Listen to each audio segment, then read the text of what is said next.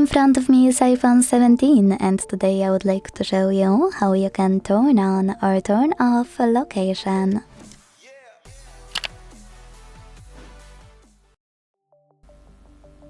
Location on your iPhone allow apps like Maps, Weather or Find My to work properly. That's why I wanna show you exactly how to enable or disable location services. No tricks, just few simple steps. First step is opening device's settings and scrolling to click on this section called Privacy and Security. Now click on Location Services and use this switcher at the top to switch them on or off. As you can see, my switcher is green, which means that location services are now enabled.